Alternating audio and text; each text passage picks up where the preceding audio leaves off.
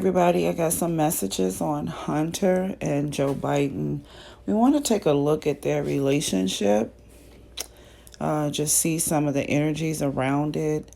We also want to take a look into Hunter as far as the conflict that he's causing on Joe, and we want to see what's next for Hunter, and of course, we want to know if Joe gonna win. So, when it comes to this relationship with Hunter and his father, um, they are inseparable. Something about these two, they share something in common. Maybe they share the same flaws. Maybe Joe went through a lot of the same things that his son went through, and because of that, he has this extra favor and mercy for him. Because no matter what they have ever went through, they always reunite with each other. It's so much love and obligation here. Um, he desires so much to keep this relationship with his son. It's not a lot of tough love here. It's a lot of I love you, even if it's tough. And that's different than tough love. I don't even know if Joe is acknowledging and accepting the behavior of his son. The forgiveness and reconciliation process is so quick. I got him. Um, I got them. They forgive quickly. They reconcile quickly. Maybe this is something that's imprinted in their bloodline, in their family. But they make the decision to release heartache and pain very quickly. They don't hold on to it. And even Joe don't hold on to what happens. It's also not corrected. It's just exposed and released. And usually when parents act like that with a child, you just kind of feel like, why? What are you hiding? Why are you protecting this child? There's a lot of protection here for this child. I don't see discipline. I know we're talking about a grown up, but I don't see the history. I don't see the discipline. I don't see the don't do that. I don't see that. I just see when things is exposed, is buried quickly. They make the decision to release it and bury it quick as possible. They have a very strong connection with each other, very strong love for each other. I think they are one and the same. Maybe Joe was this person a long time ago, or Joe sees himself inside of his son because they mirror each other in some kind of way. And Joe have a hard time dealing with that. He sees himself inside of Hunter. And I think that's what helped him forgive so quickly or move on so quickly. Before any wrongdoing even comes out, Joe has already forgiven him. He's forgiven already. He's forgiven already. Even if there's leftover disappointment, some kind of the way they just hug it out. It's a love and a passion that is so deep, deeply, very, very deep. Yeah. I was quiet because I heard Jacob biblically. I heard Jacob. Don't know what that quite means, but I heard that. But they have this unbreakable bond. Nobody can come between it. And I do think that Joe sees himself inside of his child. They mirror each other in many, many ways. Hunter is a mini-me of Joe. And you probably won't feel so surprised that I said that. It's like, of course, that's his child, right? So that makes sense. But yeah, I'm talking about the behaviors, though. There are some fleshly behaviors that Hunter is doing that Joe sees himself in, or maybe he feels responsible for his son's behaviors. But it's definitely some type of bondage there. And he fights against this feeling. But if you want to know how their relationship is tight, unbreakable, inseparable. Okay? All right. So what conflict is Hunter causing on Joe in his campaign to become our president?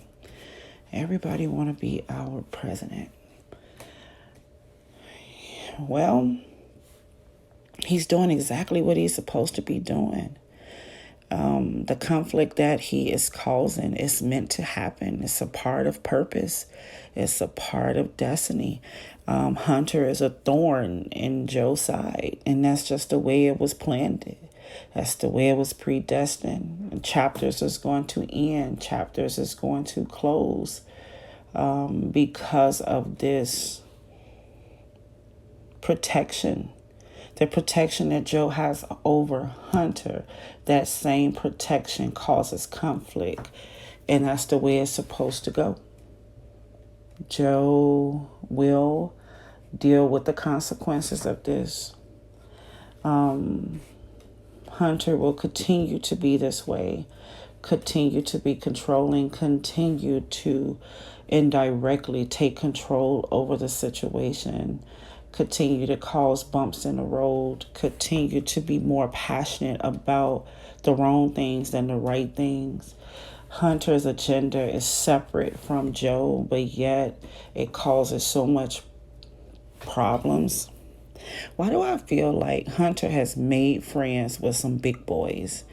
And these big boys are bullying him. I think some of that's going on, ain't it? I don't know nothing about nothing. I never know stuff about politics.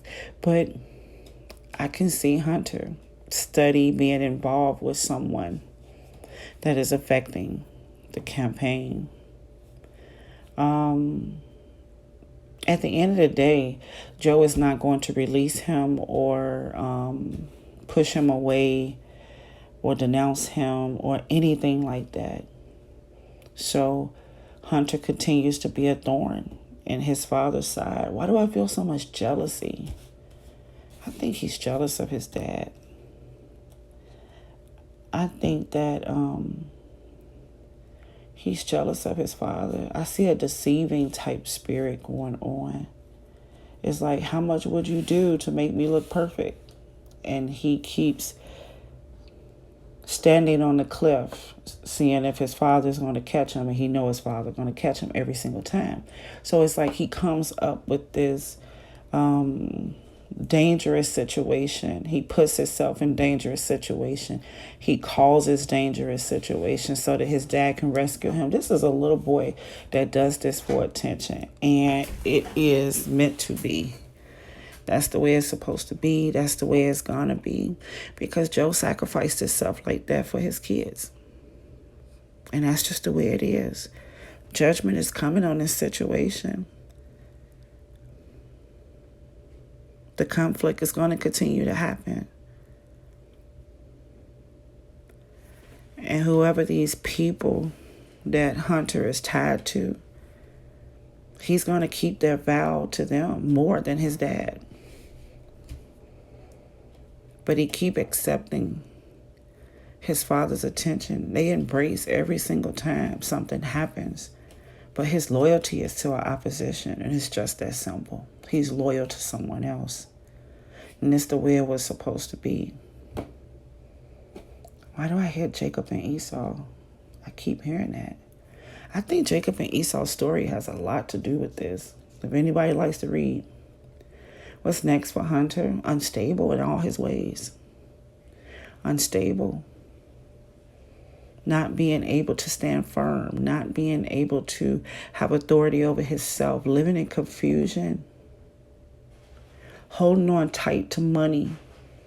Holding on tight to his power and his money. And moving forward. He causes disasters and move alone. He also may be linking up with a Cancer for the future. But he's broken. This is a broken man that his daddy protects. He protects him. And all the evil, all the wrong, all the criminal activities, he protects everything. Everything. This is not a healthy relationship. It's toxic. It's very, very toxic. Hunter doesn't get any rewards out of this. He just hold on to what he already has and he moves along with his life. He's not upright. But I don't think he cares. I just don't feel him caring. It's like an emotional disconnect, big time. He just doing things, moving through things, talking, hanging with these other people, laughter, not caring about anything. Not caring enough, not caring about anything. Will he affect Joe's campaign? It's not will he, he's doing it. He's doing it. Big time. Upholding the wrong, upholding the lies, upholding this toxic behavior as they always do. Joe has to do this. He feels obligated to do this.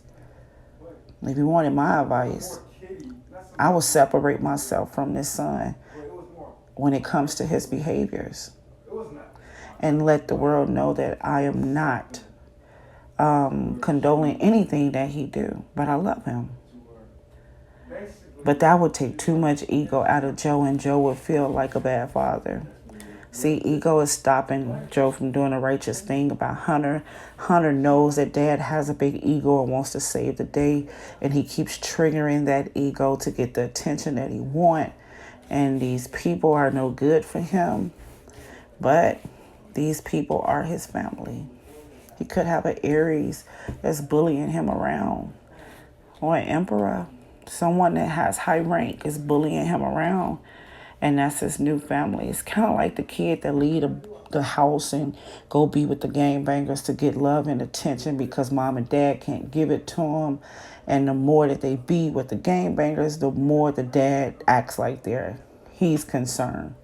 Will Joe win? N-O. I've done this probably 7 times so far about Joe. Will Joe win? No. I don't show any growth in him winning. I show so many lies and deceitful nature around his heart and spirit that he's not communicating about. It kind of makes me want to say, practice what you preach. And he's not able to practice what he preach. He's going to do good for everybody else, and then he does inappropriate, unethical things in his own household. Even scripture says, if you can't take care of your house, you can't take care of the kingdom. And I think people is going to see through that he can't. That he can't bring the growth that everybody desires. And that he can't bring the growth that he speaks. He does not practice what he preaches. He does not practice what he speaks. And there are some lies about his messages. But that's not a shock. He doesn't want to communicate about some truths. Some truths about things that he can't make grow or he can't make happen. But he's going to continue to preach. He's going to continue to talk. He's a bunch of talk, y'all. A lot of them are, though. It's not nothing new. But I will keep coming back and forth to check on this presidency position. But I got to know for Joe. I got to know when. So as time get closer, the energies get stronger, and then we can keep checking. But as of today, no growth because of lies that he will not expose about himself. He wants to do right for the kingdom, for the world, but does not want to do right in his own household and separate himself from the wrong, evil, unethical, lies, deceiving nature, but yet love the Son. And until he do that, this will keep happening. This will keep happening. Yeah. Alrighty. Bye-bye.